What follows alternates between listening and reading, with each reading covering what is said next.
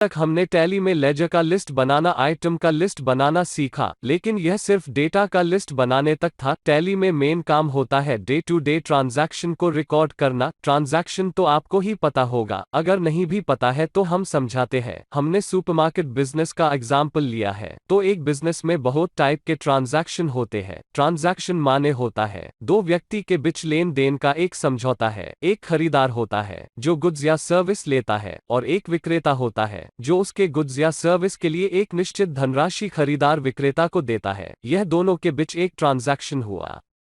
तो एक बिजनेस में परचेस का ट्रांजैक्शन होगा। बिजनेस में जो भी परचेस का ट्रांजैक्शन हुआ होगा उसे परचेस डिपार्टमेंट वाले एक अकाउंटेंट को हर दिन रिकॉर्ड करने के लिए देंगे। फिर सेल्स का भी ट्रांजैक्शन होगा, वो सेल्स या बिल बुक को भी देख के एंट्री करना होगा। इसके अलावा कैश डिपार्टमेंट एक अकाउंटेंट को रिसीट का वाउचर, जिससे कैश रिसीट होता है या बैंक में कैश जमा होता है, वो वाउचर देंगे। उसी तरह और पेमेंट का वाउचर, जिससे कैश डिपार्टमेंट कौन कौन से काम के लिए कैश से या बैंक से पेमेंट किए हैं उसका वाउचर भी देंगे। इसे भी एक अकाउंटेंट को सारे ट्रांजैक्शन रिकॉर्ड करना पड़ेगा।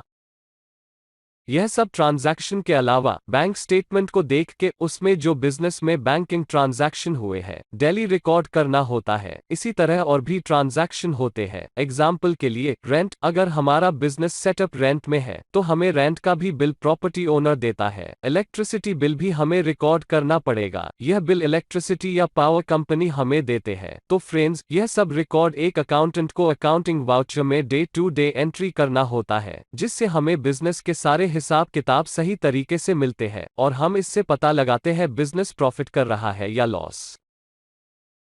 अब हम ट्रांजैक्शन को रिकॉर्ड करने के लिए अकाउंटिंग वाउचर में जाएंगे। आप कीबोर्ड में शॉर्टकट वी को प्रेस करेंगे तो भी अकाउंटिंग वाउचर खुलेगा। यहाँ राइट साइड में हर डिफरेंट ट्रांजैक्शन का अलग अलग मेनू है और हर मेनू में एक की है, जैसे कि F2, F4, F5, F6, F7 इत्यादि। हर की में एक अलग कमांड खुलता है। जैसे हमें डेट देना है तो हम F2 को प्रेस करेंगे।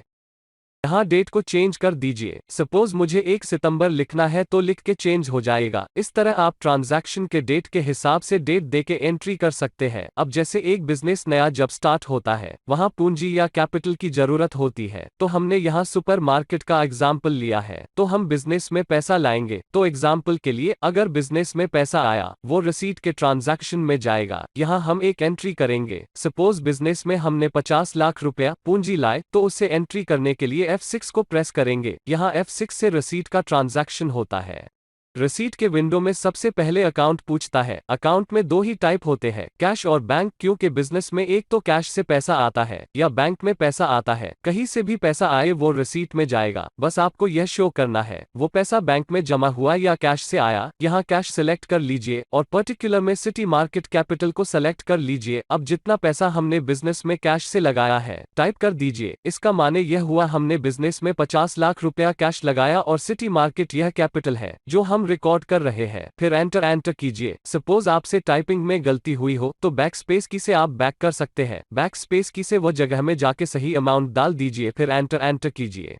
यहाँ अमाउंट एडिट होने के बाद एंटर करेंगे तो आपको यहाँ नरेशन देना होगा। नरेशन माने है, अगर आप कॉमर्स के स्टूडेंट हैं तो आपको पता होगा हर एक जर्नल एंट्री के बाद हर लेन देन की एक छोटी सी विवरण लिख के दी जाती है, जिसे नरेशन कहा जाता है। यहाँ हम नरेशन दे रहे हैं। Being cash introduce in business is capital. यहाँ नरेशन लिखने के बाद एंटर कीजिए और वाउचर को सेव कर दीजिए।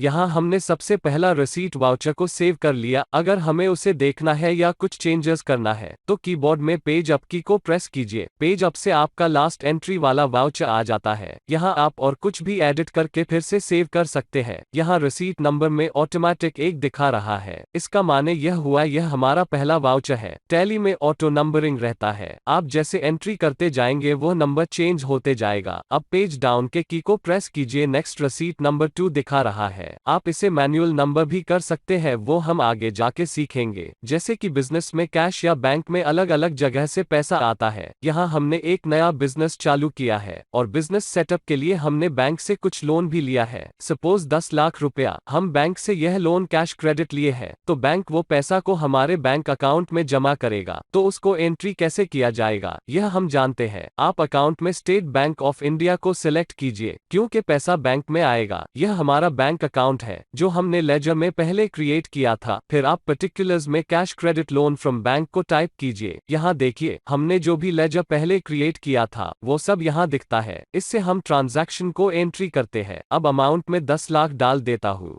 अब अमाउंट भरने के बाद जब आप एंटर करेंगे यहाँ एक ट्रांजैक्शन टाइप का एक पैनल खुलता है जिसमें हम पूरा डिटेल देंगे। डिटेल हम देने से पहले यहाँ आप देखिए ट्रांजैक्शन टाइप में हमें टैली को बताना होता है कि जो अमाउंट बिजनेस में जमा हुआ वो कौन से मोड से आया, जैसे कि बिजनेस में पैसा बैंक में कैश जमा होता है, चेक, डीडी से, आजकल के डिजिटल पेमेंट से या कोई अदर सोर्सेज से। सपोज हमारे अकाउंट बैंक वाले कैश जमा किए तो कैश सिलेक्ट कीजिए।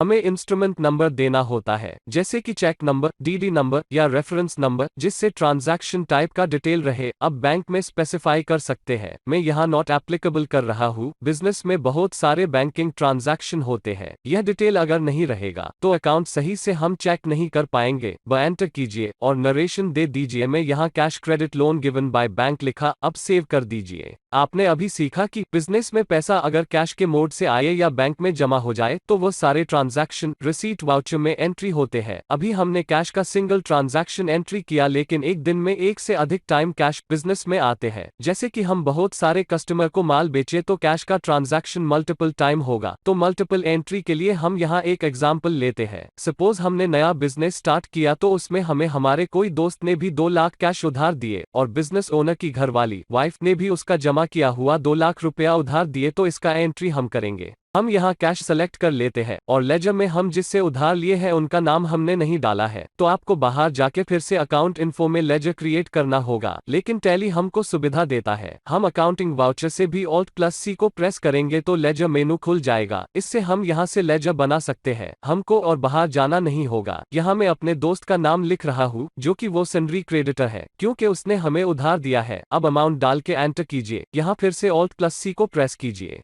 और एक लेजर बना रहा हूँ जो पैसा घरवालों ने उधार दिए। अब एंटर करके नरेशन दे दीजिए। फिर Ctrl+A से सेव कर दीजिए। यहाँ हमने जाना। इसी तरह आप मल्टीपल कैश ट्रांजैक्शन जो कि एक ही डेट में है उससे रिसीट वाउचर में एंट्री कर सकते हैं। अगर बैंक का रिसीट ट्रांजैक्शन है तो वो भी सेम ऐसे ही मल्टीपल एंट्री होगा।